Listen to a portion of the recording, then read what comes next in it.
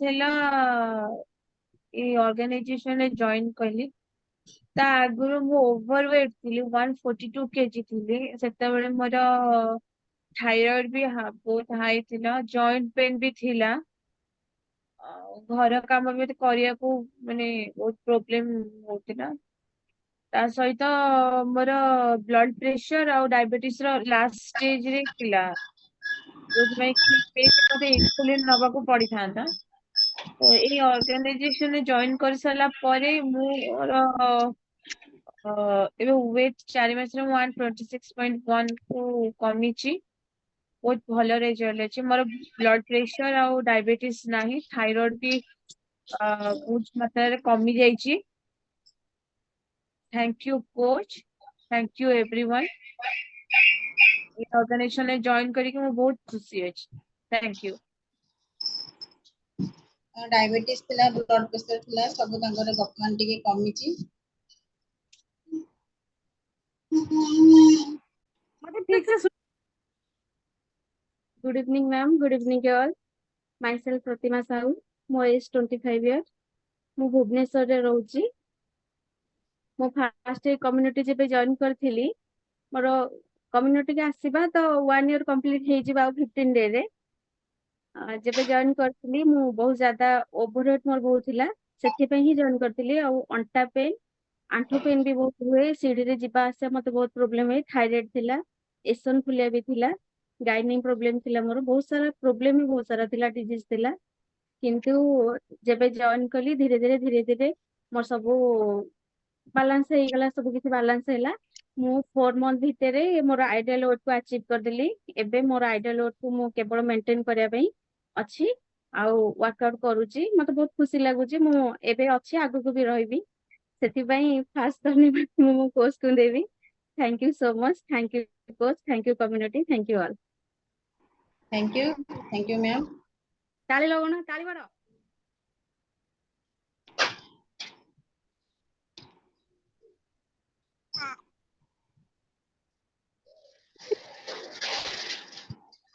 रह रह प्लीज। मु पुरी रहे, मु सुश्रीम बेहरा, मु जने हाउस वाइफ। मोर मु ये कम्युनिटी जॉइन करिवार 3 मास कंप्लीट हे गलानी। मोर बयस होची 39 इयर्स। मु कम्युनिटी गोटे अलगा कम्युनिटी रे थिली, सेठी 3-4 मास रहिबला पारे मोर वेट लॉस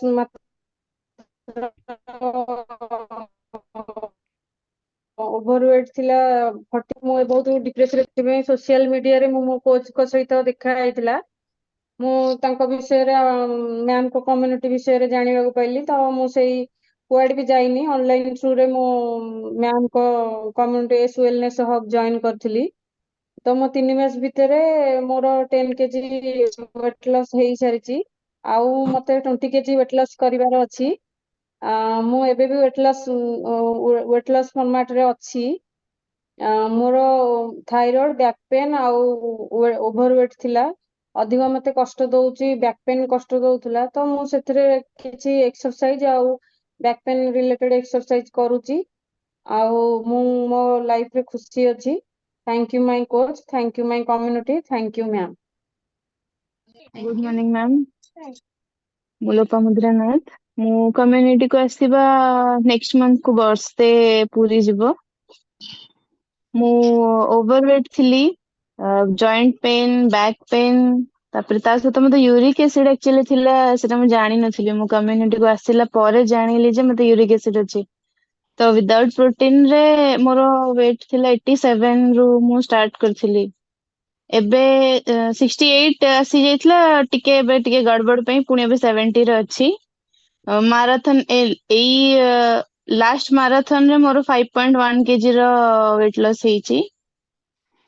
आ यूरिक एसिड पई कि मेन माने यूरिक एसिड पई कि मैडम को मो कोच को गाइडेंस रे ए कम्युनिटी रे मु रिकवर बहुत करिछि। जो पेन होतला, जो मैं चाली पारु नथिले, सकाळ उठिले जो पाद दरज होतला, सब जॉइंट गुडा सब तक स्वेलिंग हेकी रहउथला, आ बहुत जोर बिंधा भी हुए। तो सेटा रिकवर हेची, जमा यूरिक एसिड नाही। मोर 7 पॉइंट केते हितला, बट एबे 4 पॉइंट समथिंग रहउची कंटिन्यू 6 मास 7 मास हलानी। ବାକି ମୋର ପିରିୟଡିକ କ୍ରାମ୍ପ ବହୁତ ହୁଏ, ପେନ୍ ହୁଏ। ତ ମୁଁ 4 ଦିନ ଫାର୍ଷ୍ଟ ରୁ ମୁଁ ଉଠି ପାରିନି ବେଡରୁ। ବଟ୍ କମ୍ୟୁନିଟିକୁ ଆସିଲା ପରେ, ନ୍ୟୁଟ୍ରିସନ ନେଲା ପରେ ମୁଁ ଫିଲହାଲ ତ ବର୍ଷେ ହବ ପିରିୟଡ କେତେବେଳେ ହଉଛି କେତେବେଳେ ସରି ବି ଯାଉଛି ମତେ ଜଣା ପଡୁନି। ମାନେ ଜେନେରାଲି ମତେ ପେନ୍ କିଛି ତାର ମୁଁ ଜାଣି ବି ପାରୁନି କେତେବେଳେ ହଉଛି ମୁଁ ଜାଣି ପାରୁନି। ତ ମୁଁ ବହୁତ ଖୁସି ଅଛି କମ୍ୟୁନିଟିକୁ ଆସିକି। ସେଥିପାଇଁ ଥ୍ୟାଙ୍କ ୟୁ ମୋ coach, thank you system, thank you community. Mute अछन ଥିଲା ବି 70 ଅଛି, 68 ହେଇଯାଇଥିଲା ପୁଣି ଏପଟ ସେପଟ ଟିକେ ରହିଯାଉଛି, 70 ରେ ଅଛି ବର୍ତ୍ତମାନ।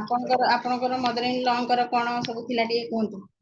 ଆପଣ ମଦର इन लॉ ଜଏନ୍ କରିଥିଲେ ନା? ମାଙ୍କର ଅଣ୍ଟା, ହଁ ମାଙ୍କର ଅଣ୍ଟା ପେନ୍ ଥିଲା, ତାଙ୍କର ସାଇଟିକା ପ୍ରୋବ୍ଲେମ, ତ ସେ ଚାଲି ପାରନ୍ତିନି। ସବୁବେଳେ ତାଙ୍କୁ ମାନେ ତାଙ୍କ ପୁଅ ମାନେ ଧରିକି ଦିପଟ ହାତରୁ ଧରିକି ଟେକିଲେ ଉଠିବେ। ଆଉ ସକାଳୁ ମେନଲି ଉଠିବା ମାନେ ବେଡ ରୁ ଉଠିବାଟା ତାଙ୍କ ପାଇଁ ପ୍ରୋବ୍ଲେମ। 2 ଜଣ 3 ଜଣ ଧରିଲେ ତାଙ୍କୁ ଅଧଘଣ୍ଟେ ଘଣ୍ଟାଟେ ଖାଲି ଧରିକି ଚଲେଇବାକୁ ପଡେ ସେ ଷ୍ଟେବଲ ହବା ପାଇଁ। ତାଙ୍କର ଏଜ୍ ତ କେତେ? ସେ ଏଜ 53 54 ପାଖାପାଖି ହବ, କନଫର୍ମ ନାହିଁ, 53 54 ହେଇଯିବ। ବଟ୍ ସେଇଟା ହୁଏ, ଶୀତ ଦିନ ସାରା ସେ ବେଡ ରୁ ଉଠି ପାରନ୍ତିନି, ତାଙ୍କୁ ଫିଜିଓଥେରାପି ପାଇଁ ନବାକୁ ପଡେ। ଇଞ୍ଜେକ୍ସନ 15 ଦିନରେ ଗୋଟେ ତାଙ୍କୁ ଇଞ୍ଜେକ୍ସନ ଲାଗେ। ଆଉ ଇଭିନିଂ ମାନେ ସନ୍ଧ୍ୟା 5ଟା ପରେ ସେ ମାନେ ସକାଳୁ ଉଠିବାକୁ ଯାହା ପ୍ରୋବ୍ଲେମ, ଇଭିନିଂ ପରେ ସେ ଜମା ଉଠନ୍ତିନି, ଜମା ଉଠି ହି ପାରନ୍ତିନି। ଏବେ କମ୍ୟୁନିଟିକି ଆସିବ, ତାଙ୍କର ବି ବର୍ଷେ ହବ ଆଉ ସେ ପୁରା ଫିଟ୍ ଅଛନ୍ତି। ଗାଡିରେ ସେ କୁଆଡେ ଟ୍ରାଭେଲିଂ କରନ୍ତିନି, ମାନେ କୋଉ ବି ଗାଡିରେ ସେ ବସିକି ଯିବା ତାଙ୍କ ପାଇଁ ବହୁତ ପ୍ରୋବ୍ଲେମ। ଫିଜିଓଥେରାପି ପାଇଁ କି ବହୁତ କଷ୍ଟରେ ଯାଆନ୍ତି। ବଟ୍ ଏବେ ସେ ମ୍ୟାଡାମଙ୍କ ସାଙ୍ଗେ ସବୁଆଡେ ଯାଉଛନ୍ତି, କାରରେ କିଛି ପ୍ରୋବ୍ଲେମ ନାହିଁ। ଆଉ ଯଦି ବି ଦରକାର ପଡେ ଗାଁକୁ ଯାଆନ୍ତି ଆଗରୁ, ତ ଯିବେ ମାନେ ତାଙ୍କୁ 3 ଦିନ ଦରକାର ହୁଏ ରେଷ୍ଟ, ତାପରେ ଆସିବେ ପୁଣି 3 ଦିନ ରେଷ୍ଟ। ଏବେ ସେ ସେମ ଡେ ଯାଇକି ସେମ ଡେ ରିଟର୍ନ ବି କରୁଛନ୍ତି, ଆଉ ପୁରା ଫିଟ ବି ଅଛନ୍ତି। ନାତି ମାନଙ୍କ ସାଙ୍ଗେ ଦୌଡୁଛନ୍ତି, ଆରାମସେ ଦୌଡିଛନ୍ତି, ସେ ଚାଲିବା ହଉନଥିଲା ବଟ ସେ ଦୌଡୁଛନ୍ତି ବର୍ତ୍ତମାନ। ଆଉ ବହୁତ ଫିଟ୍ ଅଛନ୍ତି, ସେ ୟୋଗା କରୁଛନ୍ତି 2 ଘଣ୍ଟା 3 ଘଣ୍ଟା ଇଭିନିଂ ରେ। ସବୁ କାମ ସେ ନିଜେ କରୁଛନ୍ତି, ଡେଲି ଛକକୁ ଚାଲିକି ଯାଉଛନ୍ତି, ଚାଲିକି ଆସୁଛନ୍ତି।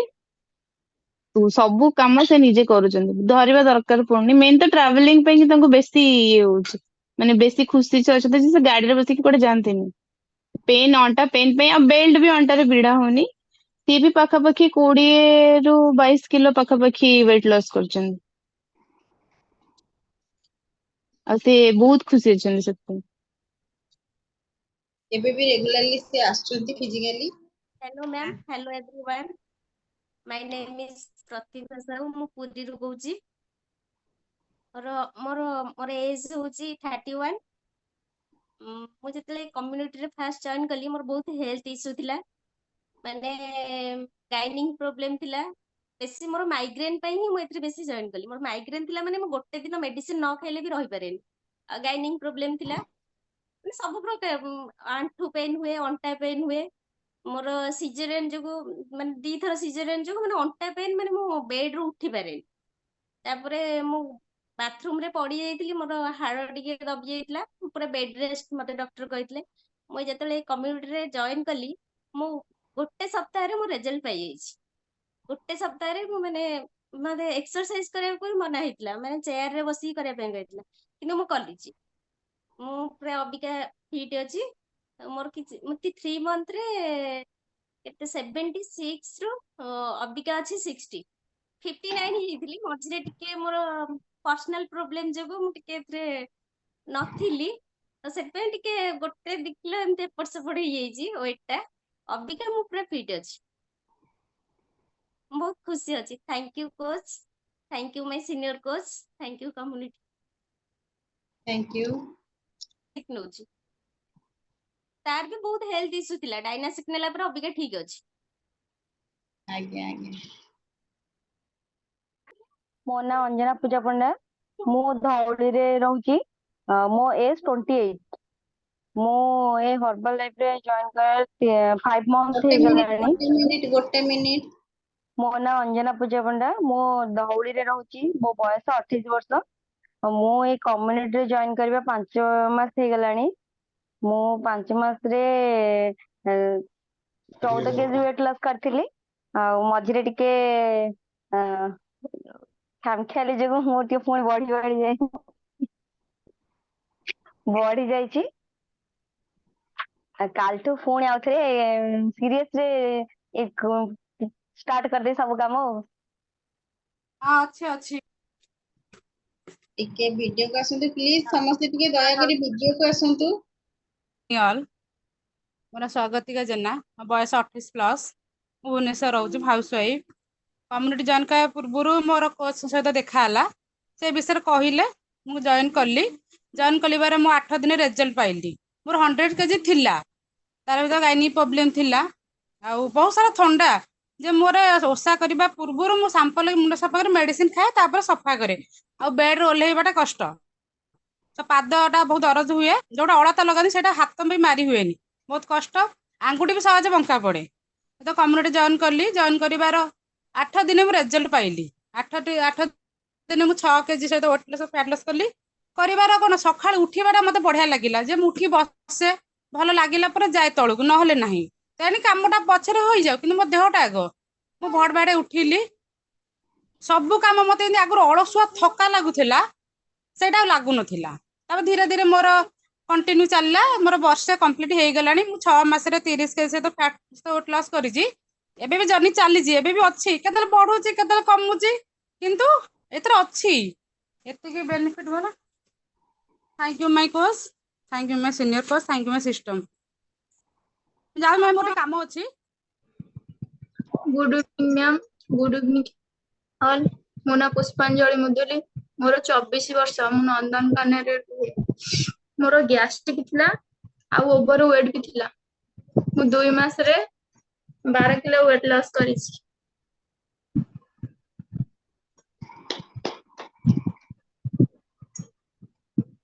ବହୁତ ଆଉ ବଢିଆ। ମତେ ଏଇ କମ୍ୟୁନିଟି ବହୁତ ବଢିଆ ଲାଗୁଛି, ମୁଁ ଆଗକୁ ବି ରହିବି। Thank you my coach, thank you my senior coach, thank you ma'am, thank you all. Thank you. ମୁଁ ଭୁବନେଶ୍ୱର ହଉଛି ମୋ ଘର ହଉଛି ଧଉଳି। ଭୁବନେଶ୍ୱରରେ ଆମେ ଏଇଠି ଜାଗା କିଣି ଘର କରି ରହିଛୁ। ଯେତେବେଳେ ମୁଁ ଗାଁରେ ରହୁଥିଲି, ସେତେବେଳେ ମୁଁ ଅନହେଲ୍ଦି ଥିଲି। ମୁଁ ଜାଣିନଥିଲି ମୋଟା କଣ ପତଳା କଣ, ମୁଁ ଜାଣିନଥିଲି। ଖାଇକି ପିଇକି ହେଲ୍ଦି ହେଇଥିଲି, ହଁ ମୋଟା ସୋଟା ଦେଖାଯାଉଛି, ଭଲ ଦେଖାଯାଉଛି, ସମସ୍ତେ କହନ୍ତି ନାଇଁ ବଢିଆ ଦେଖାଯାଉଛି, ବହୁତ ସୁନ୍ଦର ଦେଖାଯାଉଛି, ଏବେ ମୋଟା ହେଇଯାଇଛି କୁହନ୍ତି। କିନ୍ତୁ ତା ଭିତରେ କଣ ରୋଗ ଥିଲା ମୁଁ ଜାଣିନଥିଲି। ମୋଟା ହେଲେ ପ୍ରଥମେ କିନ୍ତୁ ମୋର ବାହାରିଥିଲା ଗ୍ୟାଷ୍ଟ୍ରିକ୍ ପ୍ରୋବ୍ଲେମ୍। ରୋଗର ଗନ୍ତାହାର ଯୋଉ କୁହନ୍ତି, ସିଏ ହେଲି ମୁଁ। ଫାଷ୍ଟ ମୋର ହେଭି ଗ୍ୟାସ୍, ମାନେ ଏମିତି ଗ୍ୟାସ୍ ମୋର ବାହାରିଲା, ମୋର ରାନୀ ଟି ରୁ ଆରମ୍ଭ ହେଲା, ରାଜ ଡି ରେ ଶେଷ ହେଲା, ଆଉ ତା ଉପରକୁ ନାହିଁ ଟ୍ୟାବଲେଟ, ତାପରେ ଇଞ୍ଜେକ୍ସନ। ରାଜ ଡି ହେଲା ସବୁଠାରୁ ପାୱାରଫୁଲ ନା ନାଇଁ ଗ୍ୟାଷ୍ଟ୍ରିକ୍ ମେଡିସିନ ରେ, ଜାଣିଛନ୍ତି ତ? ଡକ୍ଟର ମାନେ କୁହନ୍ତି ଏବେ ଆଉ କଣ ବାହାରୁଥିବ, ସେ ଡିଏସ୍ଆର ଡିଏ କଣ ସବୁ ବାହାରୁଛି, ପ୍ୟାଣ୍ଟପ୍ ଡିଏସ୍ଆର ଏସବୁ ବାହାରୁଛି, କିନ୍ତୁ ଲାଷ୍ଟକୁ ଅଛି ରାଜ ଡି। ଡକ୍ଟର କହିଲେ ଏଇଟା ଯଦି କାମ ନ କଲା ତାହେଲେ ଇଞ୍ଜେକ୍ସନ ଦିଆହବ। ଗୋଟେ ଟାବଲେଟ ନ ଖାଇଲେ ମୁଁ କିଛି ବି ଖାଦ୍ୟ ଖାଏନି। ତାପରେ ଗାଁରୁ ପଳେଇ ଆସିଲୁ ଏଠିକି ଆସିଲା ପରେ ମୋର ଧୀରେ ଧୀରେ ସବୁ ରୋଗ ବି ଆସି ଯାଇଥିଲା। ସେତେବେଳେ ଧୀରେ ଧୀରେ ମୁଁ ମେଡିସିନ ବି ଖାଉଥିଲି। ମୋର ଗୋଟେ ସ୍ପଣ୍ଡିଲାଇସ୍ ହେଇଯାଇଥିଲା। ଆଗ ମୋର ବାହାରିଲା ଗ୍ୟାଷ୍ଟ୍ରିକ୍, ତାପରେ ହେଲା ଥାଇରଏଡ୍। ଥାଇରଏଡ୍ ରୁ ମୁଁ 25 mg ର ଖାଉଥିଲି, ସିଏ ବଢି ଧୀରେ କେତେବେଳେ ସେ ମାନେ 150 କୁ ଯାଇଥିଲା ଟାବଲେଟ ଖାଉଥିଲି।